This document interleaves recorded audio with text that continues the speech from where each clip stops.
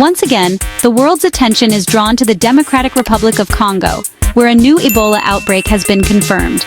This Central African nation, known for its rich natural resources and vibrant cultures, is now facing a renewed threat from one of the world's deadliest viruses. The news has sent shockwaves through the global health community, reigniting memories of past outbreaks and raising urgent questions about preparedness and response.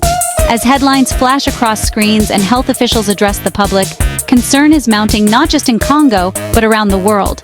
The international community is watching closely, aware that infectious diseases know no borders. The stakes are high, and the need for swift, coordinated action is more critical than ever. So what exactly is happening, and what should you know about this latest outbreak? Let's break down the key facts and what they mean for all of us. Ebola is a highly infectious and often fatal viral hemorrhagic fever. It spreads through direct contact with the bodily fluids of infected people or animals, including blood, saliva, vomit, urine, or sweat. The virus can also be transmitted through contaminated objects such as needles or medical equipment, making it especially dangerous in healthcare settings. Symptoms typically begin with fever, fatigue, muscle pain, and sore throat, but can quickly progress to vomiting, diarrhea, rash, and in severe cases, internal and external bleeding. With a fatality rate that can reach up to 90% in some outbreaks, Ebola is a medical emergency that demands immediate attention. Hospitals and clinics must act fast to isolate patients, trace contacts, and implement strict infection control measures. The speed and effectiveness of the response can mean the difference between a contained outbreak and a devastating epidemic. This latest outbreak began in the Kasai region, a remote and often underserved area of the DRC. In late August, a 34-year-old pregnant woman in the village of Bulape became the first confirmed case.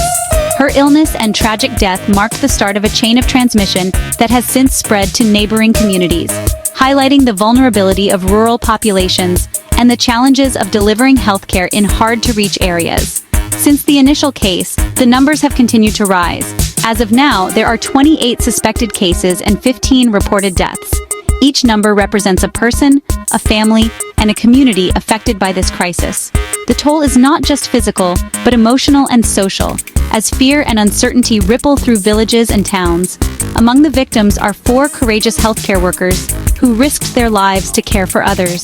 Their sacrifice is a stark reminder of the dangers faced by those on the front lines and the urgent need for adequate protective equipment, training, and support for medical staff.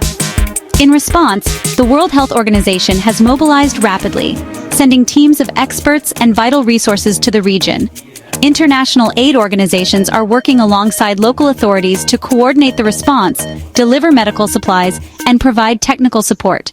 The goal is clear: to stop the outbreak before it spreads further. One of the most powerful tools in this fight is the Ervebo vaccine, which has proven effective in previous outbreaks. Over 2,000 doses have been dispatched to the Kasai region, and vaccination campaigns are underway to protect those at highest risk, including healthcare workers, contacts of confirmed cases, and their families. But vaccination alone is not enough. The Kasai region's remote location and limited healthcare infrastructure make containment a daunting challenge.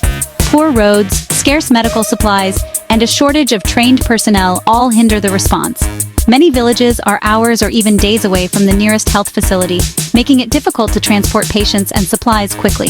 Despite these obstacles, preventive measures remain our best defense. Vaccination is crucial, but so are strict hygiene practices, such as regular hand washing, disinfecting surfaces, and using protective gear. Public health campaigns are teaching communities how to recognize symptoms, report suspected cases, and avoid risky behaviors. Avoiding direct contact with infected individuals, especially those showing symptoms, is essential. Community leaders and health workers are spreading the word, encouraging people to avoid traditional burial practices that involve touching the body and to seek medical help at the first sign of illness. The fight against Ebola depends on more than just medicine. It requires trust, cooperation, and solidarity. Community engagement is key. When people work together, share information, and support each other, the chances of stopping the virus increase dramatically. There is hope. With swift action, effective vaccines, and strong community involvement, it is possible to halt the spread of Ebola and save countless lives. Every recovered patient, every prevented infection, is a victory for all of us. staying informed is vital. By understanding the facts and sharing accurate information, you can help fight misinformation and stigma. Spread awareness in your community, online and with your loved ones. Together, we can make a difference. Thank you for watching. Stay tuned and subscribe for more updates on global health issues, and remember, your awareness and action can help save lives.